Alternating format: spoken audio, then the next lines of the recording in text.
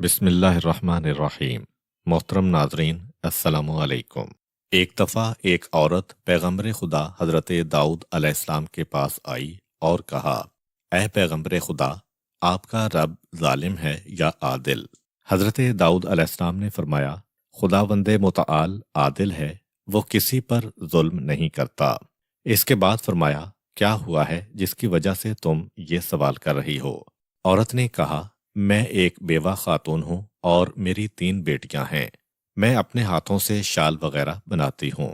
کل میں نے ایک شال بنائی تھی اور اس کو کپڑے میں لپیٹ کر بازار میں بیچنے کی غرض سے جا رہی تھی تاکہ اس کو بیچ کر بچیوں کے لیے کھانے کا انتظام کروں۔ اچانک ایک پرندہ آیا اور میرے ہاتھوں سے وہ شال لے کر چلا گیا۔ اس طرح میں تنگ دست اور غمگین ہو گئی۔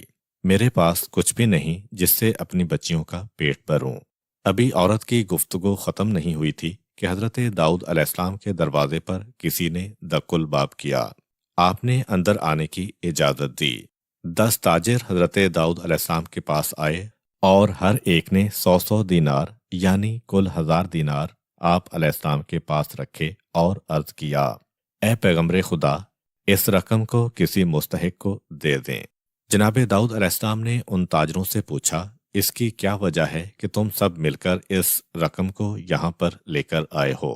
تاجروں نے عرض کیا، ہم ایک کشتی پر سوار تھے کہ اچانک ایک طوفان اٹھا اور کشتی میں سوراخ ہو گیا اور قریب تھا کہ ہم غرق ہو جائیں اور ہم ہلاک ہو جائیں۔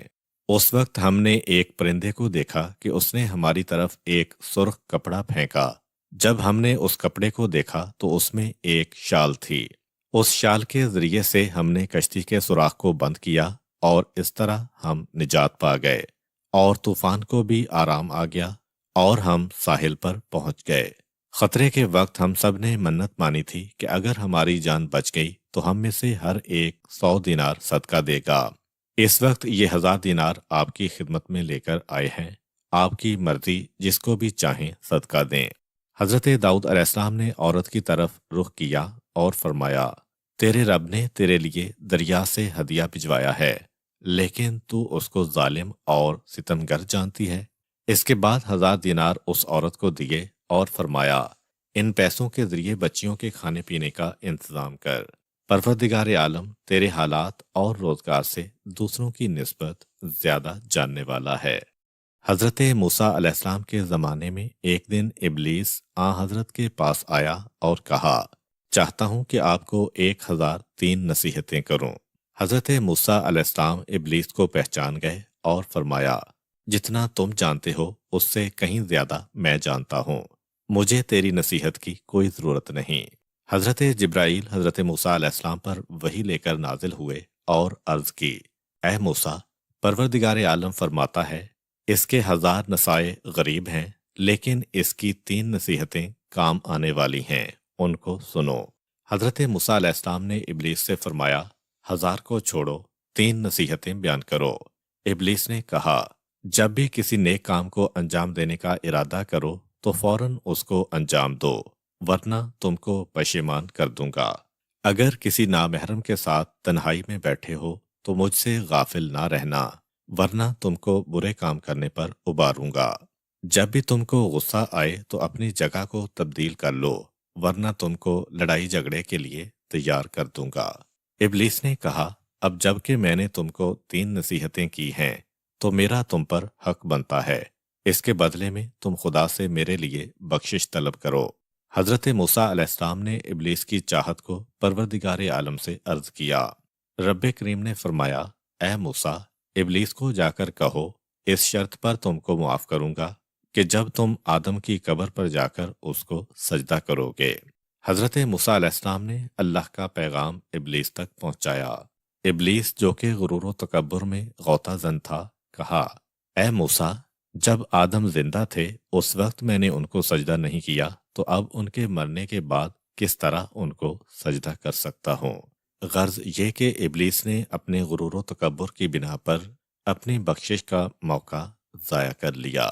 ایک دفعہ کا ذکر ہے کہ مامون کے نوکروں میں سے ایک نے اس کو بتایا کہ ہمارے ہمسایہ میں ایک دیندار مرد رہتا تھا، اس نے آخری عمر میں اپنے جوان بیٹے کو، جس کا تجربہ کم تھا، وصیت کی اور کہا، اے بیٹا، پروردگار عالم نے مجھے مال اور نعمتیں عطا کی ہیں جن کو میں نے کافی زحمتوں سے حاصل کیا ہے، اور یہ سارا مال و نعمتیں تجھے بہت آسانی سے میراث میں مل رہی ہیں، لہٰذا ان کی قدر جاننا اور اسراف نہ کرنا، نااہل دوستوں سے پرہیز کرنا۔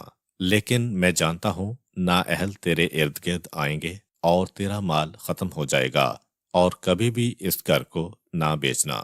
جس وقت مال و دولت ختم ہو جائے اور تیرے دوست دشمن بن جائیں، اور جب تم ارادہ کر لو کہ اپنے آپ کو خودکشی کے لیے تیار کر لو، تو تم اپنے آپ کو اس رسی کے ذریعے جس کو میں نے باندھا ہوا ہے اس میں پھندا لگا لینا۔ بیٹے نے باپ کے مرنے کے بعد مال کو خرچ کیا اور اسراف کیا، نااہل دوستوں پر اپنا مال لٹا دیا، اور جب مال ختم ہو گیا تو وہی دوست اس کے دشمن بن گئے۔ لیکن اس نے اپنے باپ کی اس وصیت پر عمل کیا کہ گھر نہیں بیچا، اور اس نے خودکشی کا ارادہ کیا اور اس رسی میں لٹکنے کے لیے گیا جس کو باپ نے چھت سے باندھا ہوا تھا۔ رسی میں گردن کو ڈالا تاکہ خودکشی کرے۔